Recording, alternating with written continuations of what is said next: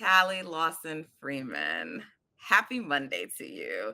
We have so much Monday. to talk about today, but let's start with yesterday's Sky versus Fever game. Chicago Sky and the Indiana Fever delivered an amazing game on Sunday. A lot of people talk about the fact that these are two teams that are not some of the best in the league, though we will get to this, but it's looking like both could potentially make the playoffs. And they are still probably like the two teams people want to watch the most when they match up together. And that's largely due to Angel Reese and Caitlin Clark. But what an amazing game. First of all, can we get a shout out for a game that was completed with no drama? Woohoo! Right. Let's I was go. like, we're almost there. I was counting Right. down, Callie. I was counting down. But Yeah. we got through it. And the game was so amazing. I mean, literally, even when we thought it ended, then it hadn't ended. Then we thought it ended again, then it hadn't ended. And then finally it ended. Like I was on the edge of my seat. I started watching the game at home.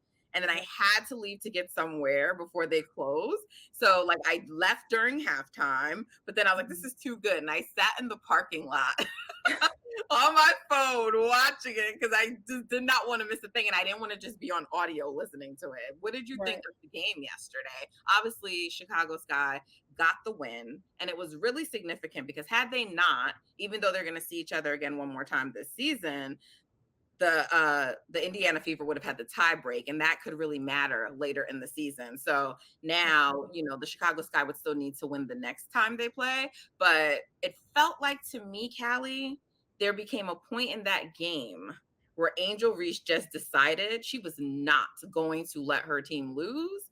And that was it. And it was sheer will and determination. Plus, of course, her talent. She says she's a dog. But I mean, that's what I saw. What did you think, Callie?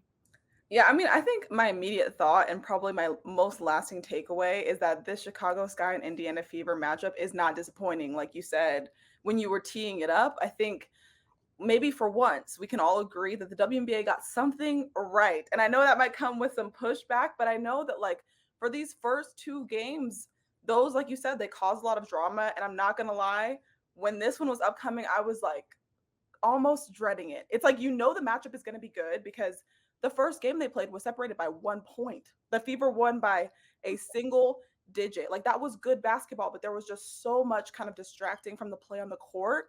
And so going into this one, I was just like, man, here we go. And then it ended up being exactly, I think, what we were all hoping to see.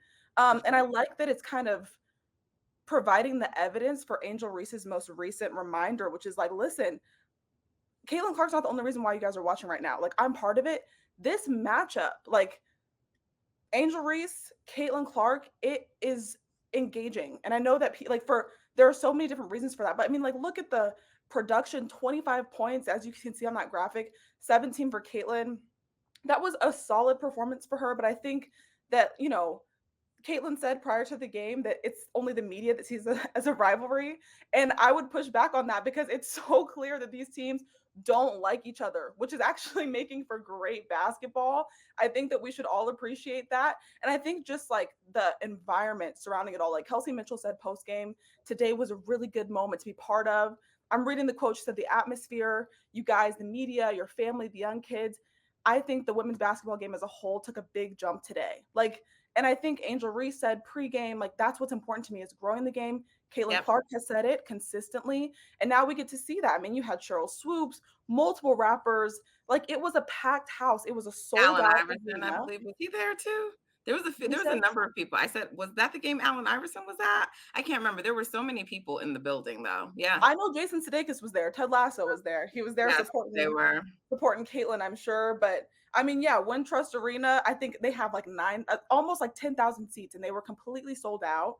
So it's like that. This is what you want to see. This is what you want to be talking about, and it's Yeah, I think exciting. Caitlin even pointed out like she wasn't sure why they didn't move that game Well, they to couldn't. the They larger couldn't. There arena. were two concerts. There was a Russ concert and then one other concert. I'm not sure, but concerts were why they couldn't. Yeah, and I think honestly, when Caitlin says like she doesn't think you see it as a rivalry or play it down, I think that's just her personality. I don't like. I think that's more to do with her personality than I really do, because they were talking about this on the pregame show, like, is this a rivalry? And I think Carolyn Peck was saying, well, it's not if Caitlyn doesn't acknowledge it. And I was like, we don't need Caitlyn to acknowledge it as a rivalry to know it's a rivalry. And like I said, she downplays everything. We've seen that with her already. Oh, I'm just here to play basketball. So when I say it's just like a function of her personality, I think she's very big on trying like not to let other storylines take away from the play on the court. So I think that's why you get those kind of answers from her. But the reality is,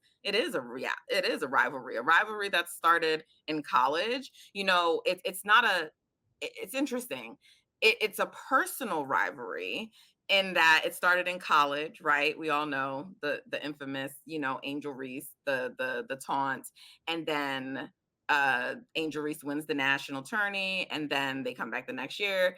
Caitlin, and her squad, they beat LSU, and then now you're here, and every game has had high viewership, and everyone's like tuned into it. We're all watching it as a family together. So it's clearly a rivalry, and I think it is also evolving into a team rivalry, which makes sense because the Fever and the Sky have historical, like they have history as well. And I don't know that a lot of people know that. So I do think, it could be a budding rivalry for a long time. And I mean, we're talking a lot about Caitlin Clark and Angel Reese, but honestly, Angel Reese and Alyssa Smith had their own thing going on yesterday on the court, and I love that because that's another reason sometimes why people say it can't be a rivalry because like they don't play the same position, Right. So people are just like, but that didn't matter. That didn't matter with like Bird and Magic, right? Like they were a rivalry, and I only bring that up because everyone loves to compare them to Bird and Magic. So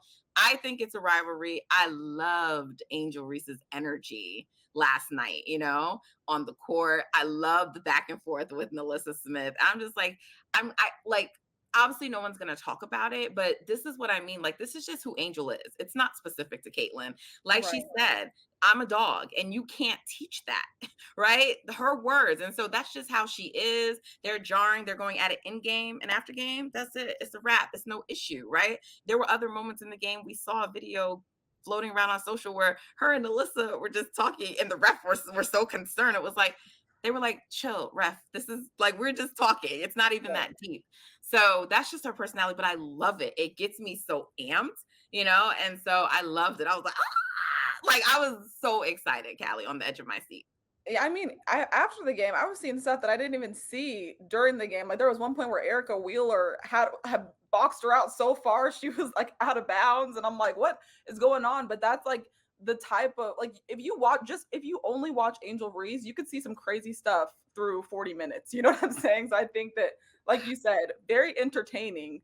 She never disappoints. I think, and the same goes for Caitlin Clark. Like I don't want people to think that we're taken away from that. Like Caitlin Clark is also an entertaining player to watch. They both have like this intense energy, and so putting them together, it's always going to be explosive, even if they're not, like you said, they're not direct matchups position wise. But I think you're seeing Kennedy Carter at this point kind of present an interesting matchup with Caitlin, like which started the whole flagrant la la la, but we've seen Kennedy be able to kind of rebound for that and still, consistently play and kind of show people what she's made of. I think that that matters too.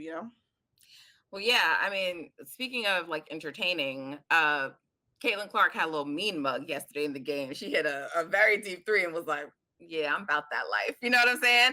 And I like when she shows that side of herself. And I think people should acknowledge that she does it more. Like all of these women, they talk their shit and they Yeah. should because they And can that's back what it makes it up. fun. That's why this is fun. Like, Exactly. And so with Kennedy, I bring up entertaining because what a first quarter from her. She was bawling, right? Like, I mean, she was incredible yesterday. And she's honestly been incredible all season. And now that she's been inserted into the starting lineup and getting more minutes, um, you know, Teaspoon calls her the most talented player in the WNBA, and that's different than the best. And whether you agree or not, like, we're not here to debate that, but that just speaks to how talented she is, right? And Teresa Weatherspoon is not going to just say something like that to say it. Like, yeah, you want to hype your players up, but Kennedy is very talented, and we've talked about it in past segments. And she's had some stuff in the past that have maybe prevented people from seeing the full ability that she has. So I'm really hoping it works out for her because I mean, she's honestly, she was always putting up all-star numbers, but because it was off the bench, it was like limited minutes, right? But now she's starting, but she's putting up all-star numbers. She's having an amazing season. Yeah, I mean, I think so much about success in the W is like it's a combination. It's talent and then fit and like a little bit of luck and opportunity. And so right now you're kind of seeing what happens when those things combine. Like Teaspoon is a coach that's going to make sure you have the opportunity. She's a coach that a lot of her players on the roster fit well with. So it's like think check boxes are being checked right now for Kennedy. And so that's why we're seeing such success. I mean, I think the same could be said for the Indiana Fever and kind of like they they have all the boxes, right? Like they have the talent, they have all these things. It's just they're not consistently being checked. And so I think that you kind of saw that in Sunday night's game because it's like Aaliyah Boston and Caitlin Clark. These are two superstars that you want to see be, successful and like centered in the offense. And that wasn't always the case. I mean, I don't know if we touched on this already, but Caitlin Clark, 13 assists. That's a franchise record for the Fever, which was great to see. But in the fourth quarter, she did not have a single assist, which is like not how that's supposed to play out. And so I think Well, but that I think we gotta credit Chicago's defense for that, you know? I think that no, I really well, do. yeah, no, I agree. But I think the larger thing is like I don't think Chrissy Sides called a single play that would have put Caitlin in the position to do that in like the last 4 minutes of that game. But yes, I think that at large, for sure, we want to give credit to Chicago's defense. But what I'm And trying I to only say that because I saw a lot of people criticizing sides, and I was happy to see some other people pushing back and like, this is not a sides coaching issue, right? Like this is, yeah, like you'll have to like go look at the tape and figure it out. But this was the Chicago Sky adjusting in game. They did things to make Caitlin uncomfortable, and that comes from knowing her habits. They made sure, like forcing her right, like just things that make her very uncomfortable. And so then it changes up how she plays on the court. And until she gets better at those things, which she will, yeah, right? It will quote unquote contain her a little bit. So I don't, it's easy, I think. I saw a lot of people like, what did she do? Like she was completely bad. And I don't think she was completely bad. I don't think she knew how to coach for 3 quarters and just stopped. And I'm not saying that's what you were saying. I just yeah, saw a lot of criticism like that. But I think it was really to the credit of, Teresa Witherspoon. Likewise, there were people who were criticizing Teaspoon earlier in the game because there were some lineups she put out where like the leads kind of balloon during that game. And it's like, why do you have a lineup that doesn't have this person, that person? I do think some of that was about foul trouble, early foul trouble for Camilla Cardozo, who also, by the way, had herself a game, right? yeah, Like there were so many great games yesterday from so many individual players, like Camilla, Kennedy, Angel on the Sky, on the Fever, Aaliyah, uh, uh, Caitlin, of course, right? Like, I mean, there were just so many tremendous performances yesterday. And so I think that speaks to how these teams are growing,